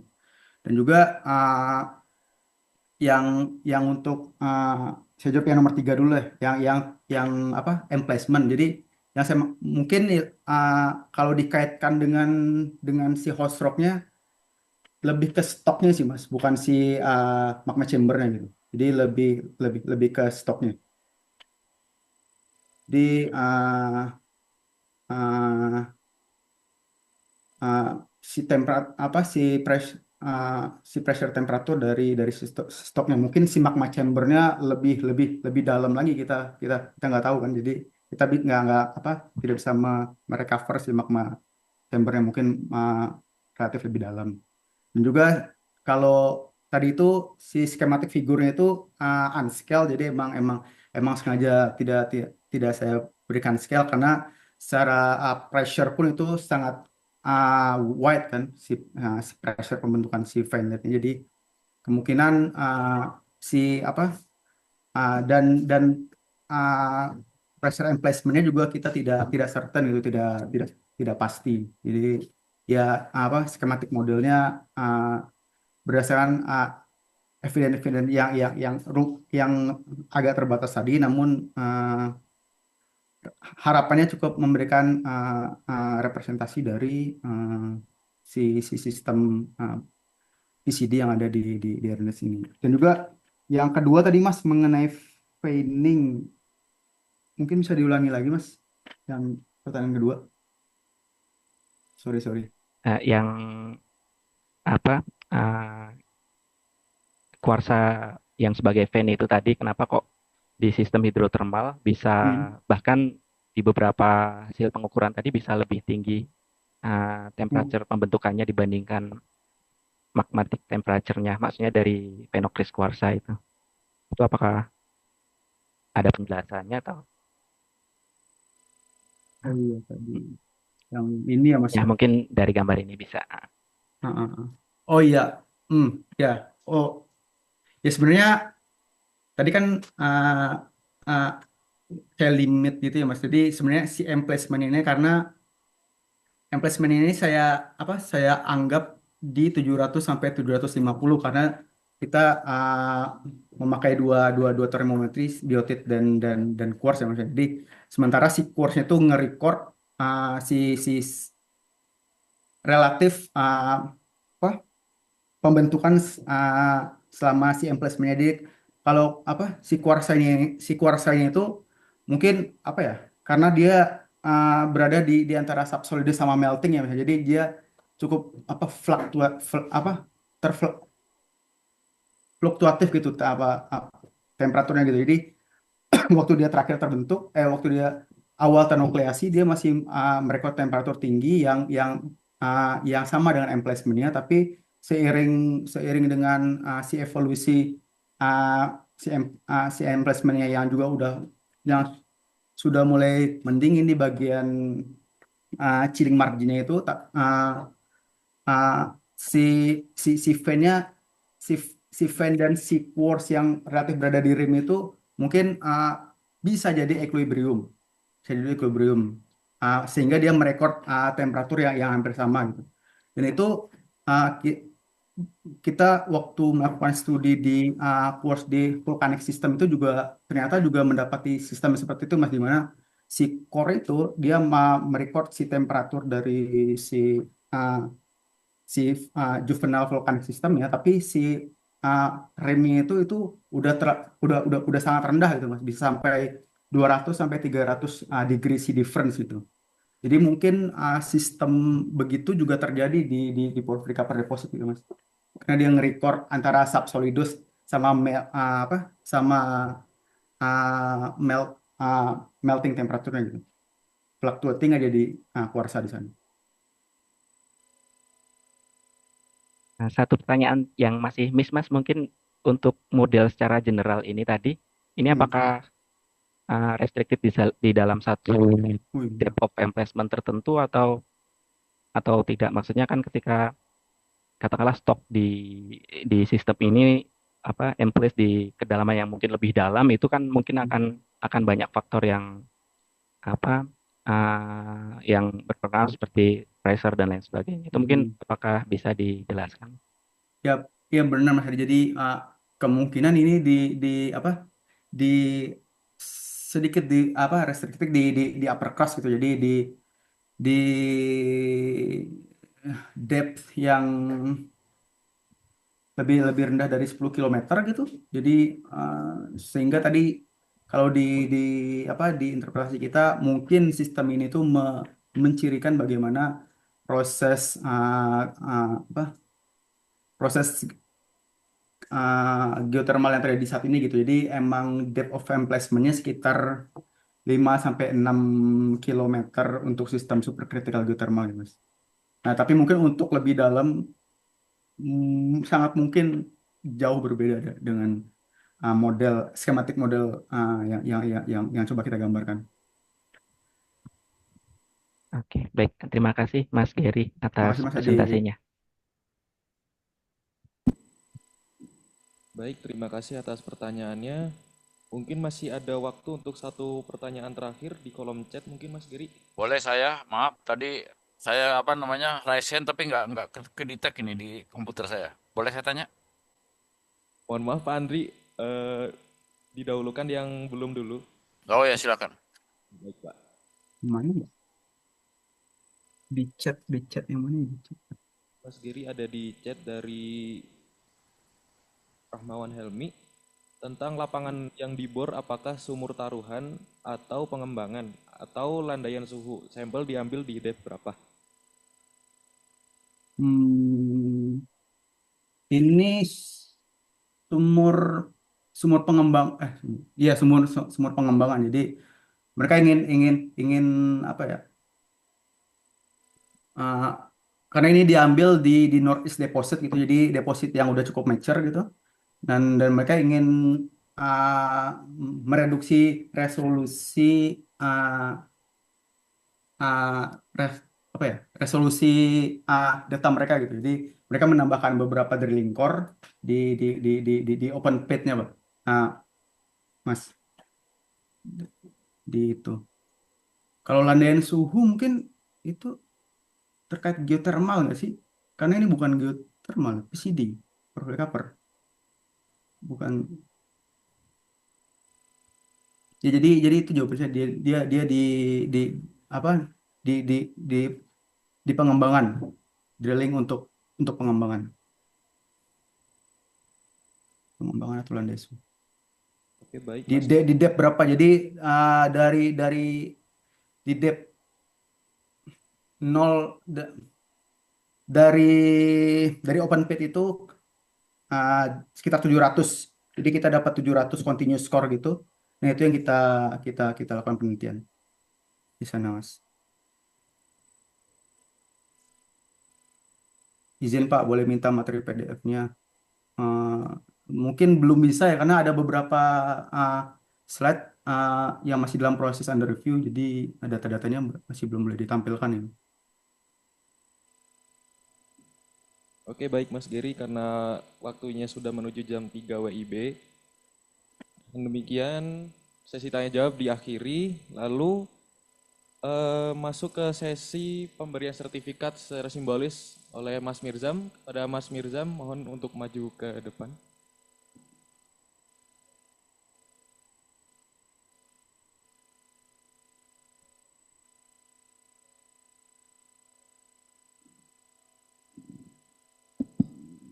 Baik, pertama saya ucapkan terima kasih nih kepada Mas Giri sudah berkenan mengisi ini sedikit apresiasi dari kami, Mas gitu ya, sertifikat. Mudah-mudahan bukan sertifikatnya, tetapi pengalaman yang diberikan tadi dan ilmunya itu sangat bermanfaat buat adik-adik di sini juga kemudian dari teman-teman yang hadir secara online. Itu saja Mas Giri ya, sekali lagi terima kasih. Nanti tidak lama lagi Mas. gabung dan kita tunggu di kampus ITB. Siap, Mas. Makasih, Mas.